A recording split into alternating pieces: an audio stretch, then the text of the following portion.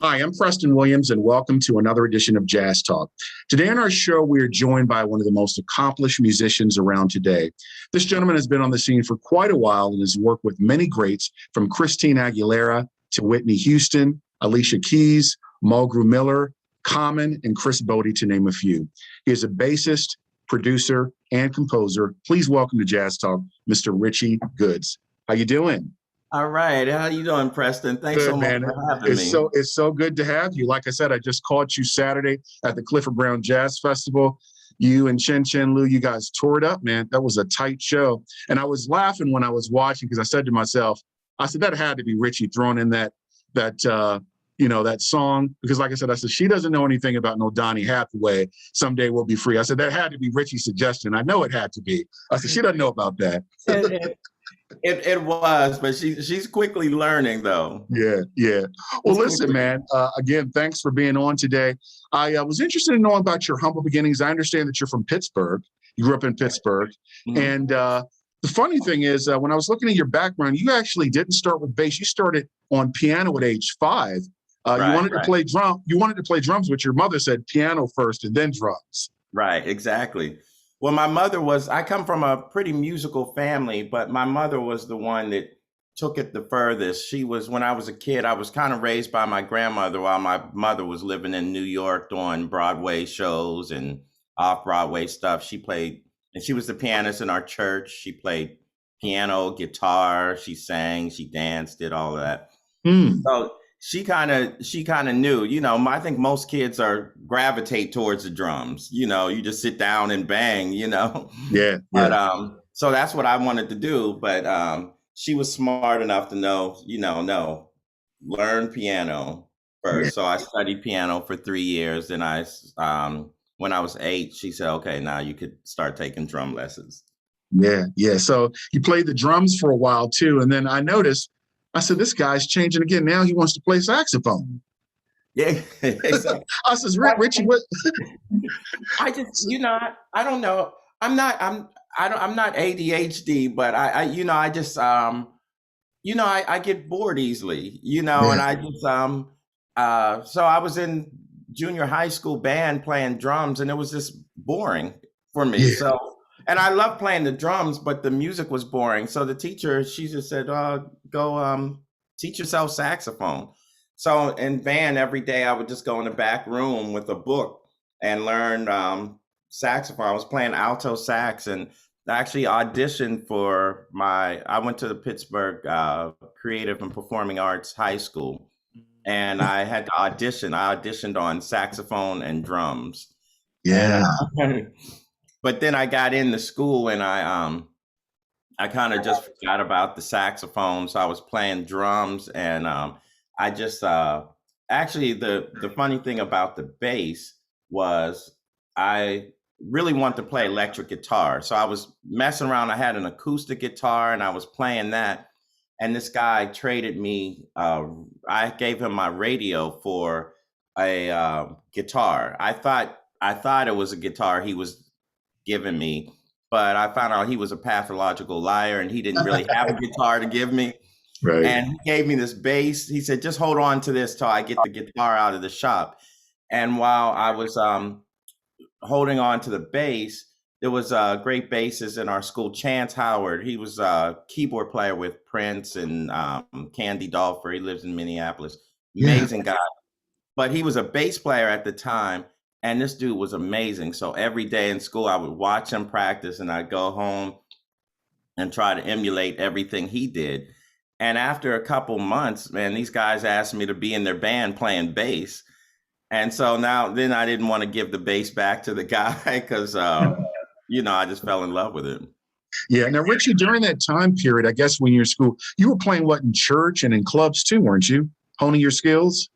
Right. I would play with my mom in church. Sometimes I'd play drums and I started playing bass in church and everything. Then when I was 16, but the funny thing is, I'm a pretty persistent person and everything. And it's kind of hard to break my spirit. And I was going to jam sessions when I was 15. I just started learning how to play bass. I mean, I really sucked and concerning jazz. I sucked. But Right. every week, me and my friend, drummer Andy Pearl, we would go to this jam session in Pittsburgh, and they would let us sit in. I'd play. I'd learn one song, and I'd say, "It's not like they could call a song." I said, "Look, I know Autumn Leaves. Let's play Autumn Leaves." Right. I Right. knew every week I would learn a song and I would go there and sit in. And one day we showed up at the door and the guy said, "Listen, man, this is a professional session. You can't sit in." I was like, "Really?" You know, so after that, that just fired me up. And I just went into the shed, man. I just started practicing like crazy. I found Yeah. another jam session where they let me play. And a year later, there was a vibraphone player that was on that gig where they wouldn't let me sit in. He called me to be in his band, and I started playing clubs. I started playing at that club, and then next thing I know, everybody in Pittsburgh was calling me to do gigs. Yeah, I remember I was reading somewhere you said during that time, you said everything was about that bass, what Louis Johnson and a Bootsy, right? Oh my God, Bootsy was number one. That Yeah, yeah, because yeah, my growing up, I grew up I was a little kid in the '70s. The '80s was really my heyday, but I remember the '70s and my aunts, my sister, everybody. It was about funk. It was yeah. about the funk, and they always remember my aunt Desi always talking about Bootsy Collins and everything. So they would give me let me play their records and everything, and Parliament Funkadelic and Oh yeah, Bootsy's oh Rubber yeah, Band. Yeah, so and he's solo too. I got it because then getting into jazz, I wanted to learn how to solo. So Bootsy was like one of the first solos because he would do his little solos in there and everything. right, right. Now, one of the interesting things that I read is that you had a friend. I guess Stanley Clark had come to town, and he says, "Man, you know about Stanley Clark?" He said, "Well, how can you play bass and have never heard of Stanley Clark?" Because you were like, "Stanley who?" So what you go see Stanley Clark, and he blows your mind because I guess he was one of the first, I guess, in jazz to play electric and acoustic at such a incredible level. I mean, he blew everyone's mind because School Days, I know that's a favorite recording of yours and one of mine too. But what was it about Stanley that got you, Richie? Was it like an awakening for you when you saw him play? Oh, completely. Because I didn't know you could do that on the bass. I'm just playing bass lines and everything.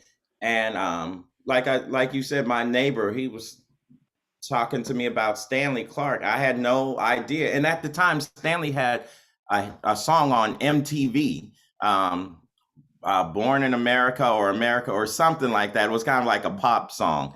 So I Hmm. was like, okay, that doesn't seem like a whole lot, but I'll go check him out. Yeah.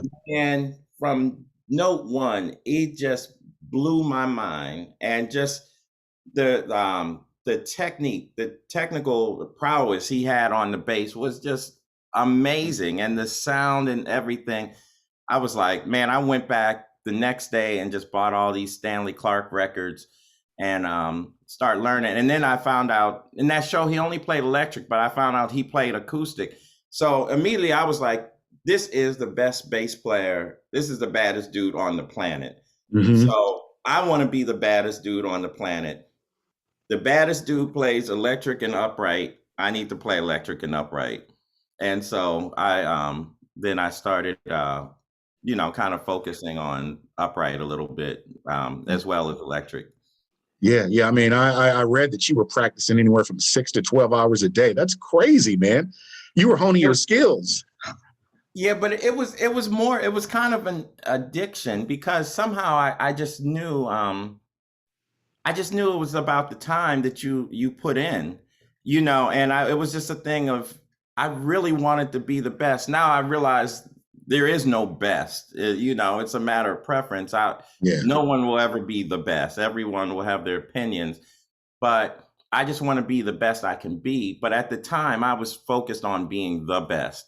And Mm. so I just figured if I put in the time, and I knew it was a long game. I just sit there, play some scales. I would play songs to radios, honing my ear skills in. just technical abilities and learning songs and whatever. I couldn't put the bass down. Yeah. And literally, I would come home from school. The first thing I would do, I would pick up my bass. And I kind of stopped doing my homework too. That's not a good message for kids, but because I would just come play my bass for like, maybe 3 or 4 hours until dinner. I would eat dinner and I might go outside and play with my friends for an hour or something. But a lot of times nah, man, I can't play. I got to practice. And I practiced till bedtime, which I'd go to bed maybe 11 or 12, but I would lay in the bed and I would sleep with the radio on, and then I would hear a song, say, oh, I bet I could play that. And I would just pick up, because I slept with my bass in the bed, I would just pick up my bass. And then the next song would come on, oh, I bet I could play that too. Next thing I know, it was 2 in the morning. It might be 4 in the morning, and I just couldn't stop. That's amazing. You found your passion, and you think about all those instruments that you were playing prior. And it's like once you found the bass, it's like this is it. This is it for me. Right, right. So after performing arts school, you go on to Berkeley. What was that experience like, man, for you learning and studying at Berkeley? Oh wow, I think it was amazing. I really love that school. I think it's great. I mean, for a certain thing, and especially staying in line with wanting to be the best. Mm-hmm. I felt like I had to go to the best college.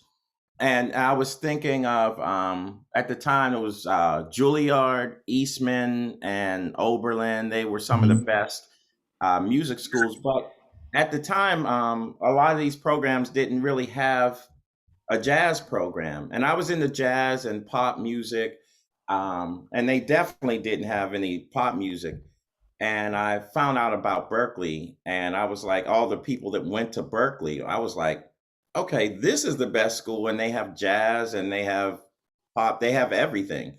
And so I went there, and it was, man, it was an eye opener, because in Pittsburgh, I was the man to be like a teenager, like on the scene like that. I was kind of the man. And then I went to Berkeley, and everybody was the man.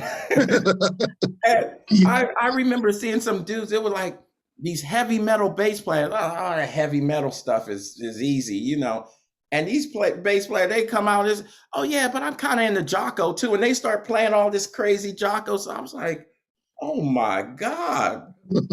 And that put me deeper in the shed, man. I was like, I really got to practice. That's incredible. Now, coming out of Berkeley, you moved to New York. Oh, excuse me, yeah, sure. Take your time. That's fine.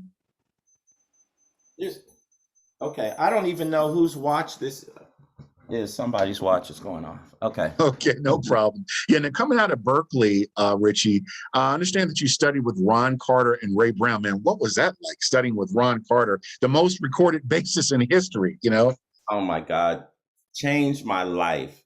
Yeah. And, first of all, Ron did not make it easy for me. It was an amazing experience, but I hooked up with, right after Berkeley, I was touring with an artist, Christopher Holiday, with Ron Savage, and on drums, Anthony Wanzi on piano. And through that, I met Mulgrew, because Anthony was Mulgrew was mentor of Anthony Wanzi. So Mulgrew would come out to hear Anthony, and I got to meet him, and Mulgrew said, yeah, I'm going to call you. I was like, yeah, whatever. He's not going to call you. And Wanzi said, no, Mulgrew's a man of his word. If he said he's going to call you, he's going to call you. So meanwhile, after that gig with Christopher Holiday was over, I started touring with Brian Mcknight. I did that for about 6 months. While I was on the road with Brian, Mulgrew called me, and we had about a 2-week break, and then we had like another 2-month tour with Brian. Mulgrew said, yeah, I got these couple gigs in the city.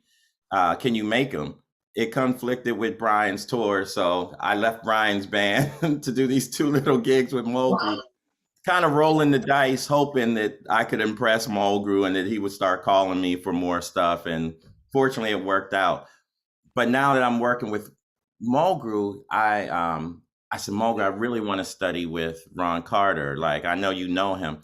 And Mulgrew said, yeah, I'm going to see him next week. I'll talk to him. So Mulgrew gives me his number. He said, yeah, Ron said he'd be happy to give you lessons. Give him a call. Man, I called this dude for 6 months. He never returned my call. First, it was like kind of calling him every day, Mr. Carter, hi, this is Richie Goods. I play with Mulgrew. He said to call you, you would give me lessons. Never returned my call. I would wait a couple weeks, call back. And finally, I had to go. I found out Peter Washington told me, he teaches at City College. Just go up there. I go from Brooklyn to 135th Street, about an hour and a half on the train in the middle of winter to find him. And he was gone that day, but I found out he had a class the next morning. I come back up there early the next morning, and Mr. Carter, I'm Richie Goods. I called you a few times. Yes, yeah, I got your messages. I apologize for not returning your call. I said, oh, it's all right. He said, no, it's not. Okay. I said, well, this is like 9 a.m. I said, is there a time I could talk to you about studying? He said, yeah, meet me here at 2:00. I'm like, man, I just wrote an hour and a half. I said, okay, well, you have a class, an ensemble. Do you think I could sit in? I just came from Brooklyn and I don't really have anywhere to go. He said, no. Yeah. Are you serious? Yeah. I said, okay, I'll meet you back here at 2. Wow. I just hung around for hours in Harlem and everything, and then came back at 2:00. I said, yeah, I want to study with you. He said, okay, meet me back here next week at 2:00. And I'm like, I waited all this time. You couldn't have told me that 5 hours ago. Oh my gosh. Oh, wow. But I'm telling you, and then the first lesson, he said, take that bass out and tune it. I'm tuning it. He's giving me a note. And I didn't use an amp when I first got to New York. That was like the whole kind of Wynton Marsalis, like acoustic vibe era. And I used to pull the strings really hard. And Ron, he stopped me. He said, wait. Why would you pull the strings like that? I said, well, I want to get a big sound. He said, I know you want to get a big sound, but I don't know any other way to say this. That's an awful sound. Wow. I'm like, and he said, do you use an amplifier? I said, no. He said, why would you not use an amplifier? You're setting the bass back 50 years. I said, well, the amplifier messes up my sound. He said, no, the amplifier amplifies your sound. Your sound was messed up before you plugged into the amp. Oh my gosh, man. Wow. But dude, it was real talk. It was real stuff I needed to hear. And he was so spot on. And he told me when you get your sound together, it'll be, the better your sound is, the harder it is for an amplifier or an engineer to mess it up. And I used to have problems with amplifiers, with sound men. Like I could never get the sound I wanted. But he helped me. For months, we sat there and played an F major scale for months. It's like, that's what we doing for months. But dude, he just changed the way I approached the bass. He made it so much easier to play the instrument. And he totally transformed my sound. And now I go in the studio, they put the microphones up, we plug in, and it's just always good. I never have a problem. Incredible. Wow. Yeah, he's really an amazing teacher. Yeah. I mean, that sounds like the first couple of lessons sound kind of rough to me. I'd be like, wow. But I guess it was just good, useful information you needed to hear. But let's go back to Mulgrew, meeting him. And I think I mentioned this to you when I saw you on Saturday. I met Mulgrew, oh gosh, like 30 years ago with the Tony Williams Quintet. And I love the brother right off. I mean, fantastic musician, probably one of the greatest players of his generation, without question. And we lost him a few years ago, but you worked with him for 9 years, which is incredible.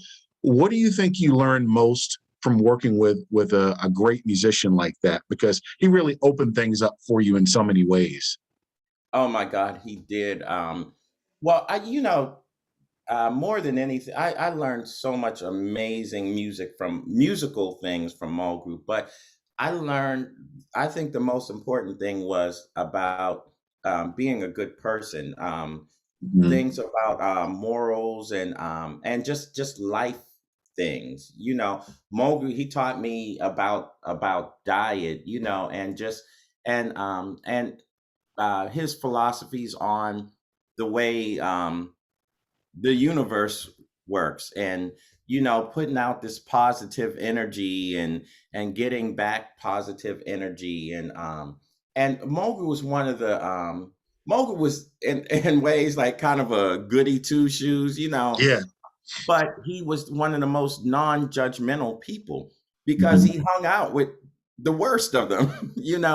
And and it was never a thing of, oh man, this cat is doing this, and this cat, man, he's into all this stuff. He's like, oh man, he's a good cat, man. He's working through his things, and everything. And he'll get it together. Hopefully he'll get it together, and he knows I'm here if he needs to talk or whatever. And also like about the good things that happen to you and the bad things. It's like like I remember there was a time he got hit with a big airplane bill, that because the promoter booked things the wrong way, and he ended up having to pay a bunch of money out of his pocket. There were gigs that he didn't get paid for. He had to pay the band, and he was so calm about it. I was like, well, I'd be pretty pissed right now. He said, yeah, well, things always kind of even out. He said, how many times have you been sitting at home and somebody's, oh man, Richie, man, this last minute gig, man, can you make this hit tomorrow, man? It's Mhm. $1,500. And that's money you weren't expecting. Yeah. So sometimes you lose it, but sometimes you gain it. He said it all evens out in the end. What you a know positive attitude that brother had too. And like I said, when I met him, Richie, talk about, because like I said, I don't know if he ever told you about Tony Williams, but Tony could be a little sometimes too. And Yeah. other musicians I've spoken with, but when I met him, it was very awkward. But talking to Mulgrew, just very calm, even keel, real mellow, just a humble brother. I loved him right off the bat, as well as I said, his playing too. Now, I wanted to talk to you about the recording that you did, paying tribute to him. My Left Hand Man, beautiful man. I loved it. And Thank you. my favorite cut on there is Left Hand Man, that little bass. Oh One yeah. minute, 1 minute bass solo thing you do on the upright, which is incredible. I loved it, and I listened to that quite a bit. But paying tribute to that, paying tribute to him. Why did you name it Left Hand Man? Is it like a thing that musicians say, "Hey, that's my guy, that's my right hand man, or that's my left hand man"? Why did you name it that title? That Well, yeah, that's the idea is always my right hand man and everything. But Mulgrew, when he would introduce me on stage, because sometimes Mulgrew would do solo piano concerts, and yeah, his left hand was the bass is where he played the bass. So when he would introduce me, he would call me his left hand man, because I'm his left hand. He doesn't need. right. And so he would introduce me as his left hand man. And man, oh man, I really miss Mulgrew. Yeah. He was a lot to me, and just the things I learned from him. And then doing this record, I came to miss him even more. And I wanted to ask him so many questions about these songs, and just talk to him and hear him. And I had Shedrick Mitchell played Mhm. piano Mhm. on the record. And I met Shedrick from playing with Mulgrew. And he was, anytime Mulgrew played in New York, Shedrick was there, and Mulgrew used to kind of mentor Shedrick. And Shedrick knows, the way I took Mulgrew's songs. A lot of these songs were very kind of straight ahead jazz tunes, and I kind of made them a little more funky or whatever. But Shedrick knew, he said Mulgrew would dig this, Yeah. because as much as Mulgrew mostly did just traditional jazz. His mind was open. He listened to everything and he was open to it. And he always urged me to be myself, to not put myself in a box. And my very first gig as a leader in New York was at the old Zinc Bar in New York. And I had Cindy Blackman was on drums, Jeff Lockhart on guitar, and That was your early fusion band. Mulgrew was played in that. Yeah. yeah, he played Fender Rhodes and synthesizer in that. Mhm. And so he was open. So I feel like he would approve. And I talked to his wife, Tanya, before I put out the record. I let her hear it. She absolutely loved it. And she said Mulgrew would love it. And there was a few people that, said, oh, Richie took Mulgrew songs and made R&B songs out of them, and uh, I mean, it's not for everybody, but I think a lot of it was received pretty well. And I like it. I like it too, man. I like how you put your own spin on it, and that's what Mulgrew probably would have liked. Do your thing, be you. And I just wanted to talk to you also about just the many people that you've worked with over the years, man. I mean, I think that opened doors for you. What was it like? Well, probably one of your, I guess, your biggest gigs is working with someone like Whitney Houston, man. What was that like?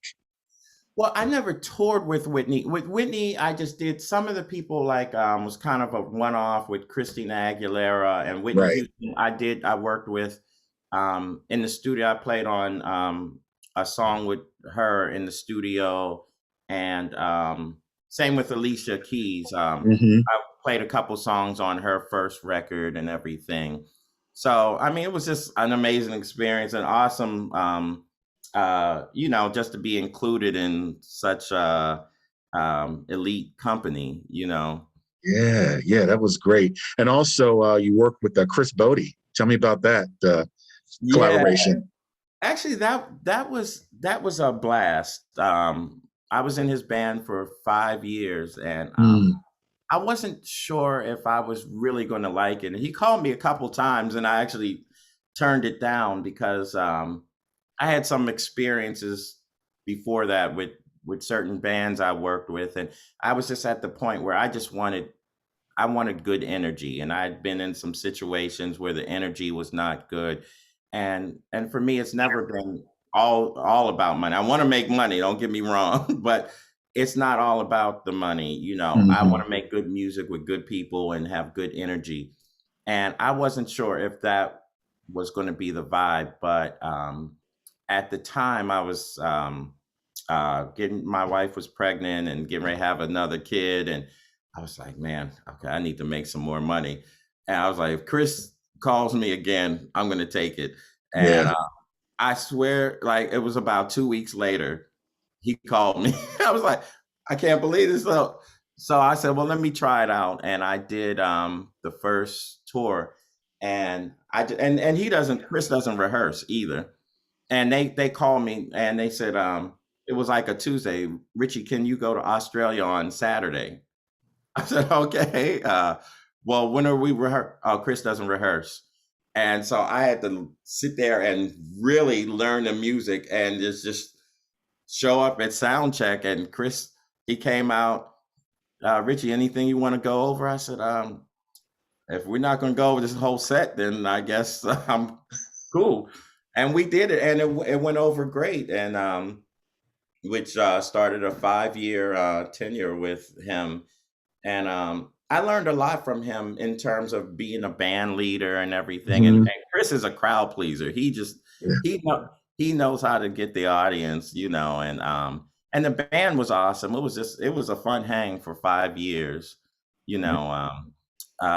The only downside was that I kind of put my band on hold because Chris was a maniac when it came to touring, and we were doing about 250 days a year. Ooh. And so I couldn't book anything with my band during that time. And so after 5 years, finally it was time to move on and start focusing on my own thing and, Yeah. kind of getting the creative juices flowing again. Yeah. Good stuff, and good. That was a good period for you as well. What about working with Common? What was that like? Oh, that was so much fun. Everybody called him in the studio, called him Rashid. And what that came through Kareem Riggins. Me and Kareem were working together with Mulgrew, and Common used to come down. We'd be playing at the Village Vanguard, and Common was always there. And so Kareem was just getting into producing, and produced a few cuts on Common's "Like Water for Chocolate" record, which is Mm. that's an awesome record. That's one of the greatest. I think one of the has to be top 10, hip hop records, and at least in my book. And so Kareem asked me. He had a bunch of his jazz friends to play on that record. So I played on that record, and then did a few shows, a few live shows with them.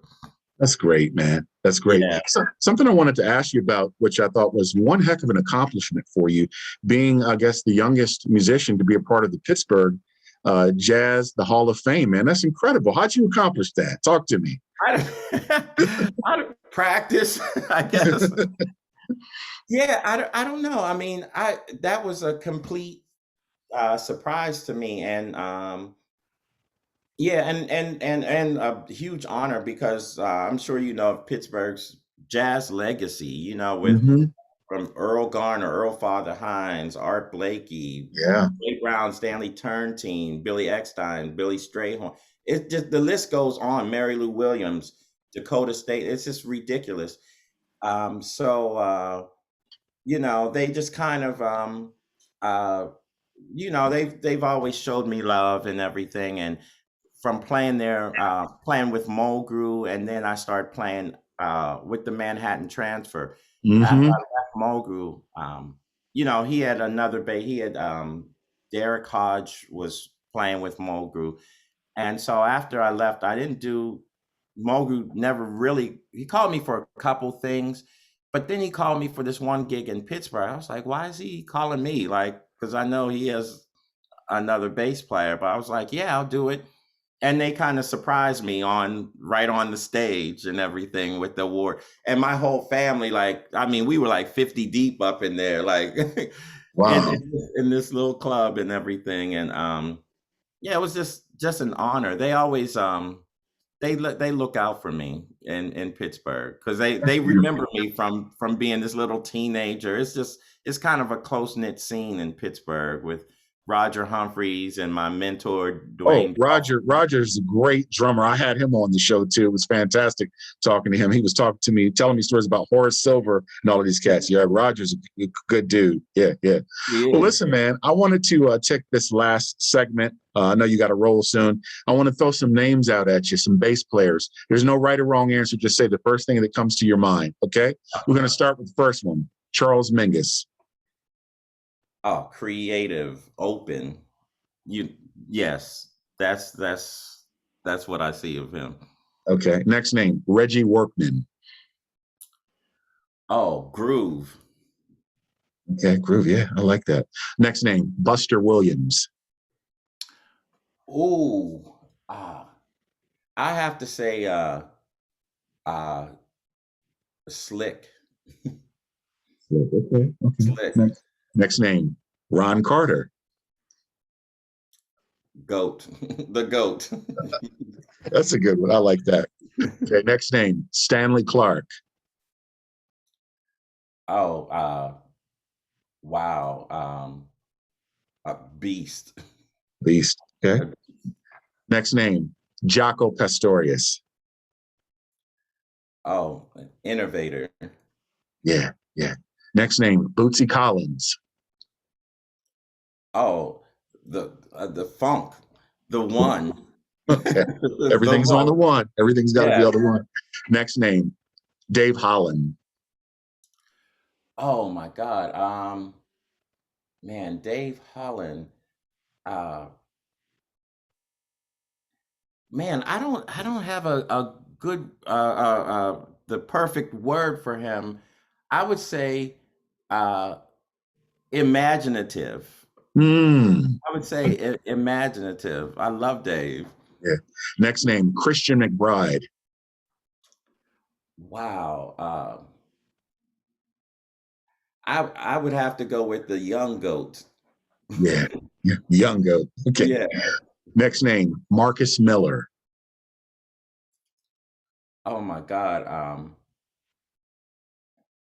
Marcus, I would have to say, when I think of Marcus, I think of just bass. To me, that's what the bass player should sound like, and what I want to encompass in the bass as far as solo and holding down the bottom. Yeah, yeah. Okay. And the last name, Victor Wooten. Chops. Yeah, yeah, I yeah. You said it best, man. That's the first thing that comes to my mind too. would say innovator as well. Yeah. I want to add one more name to that. I think this person deserves to be in that class because he's carried on that tradition. Richie Goods. I want to put that name in there too. Dude, Like I said, man, you've continued to push the bass out there. I love what you're doing. Love you and the music that you're making. And it's just been a pleasure to have you on Jazz Talk today. You're a class act. And hang on, I'm about to close out the show. Well, you've okay, heard thank it from Richie Goods. And as the saying goes, if the music grooves and makes you move, it must be jazz. I'm Preston Williams with Jazz Talk signing off. Peace.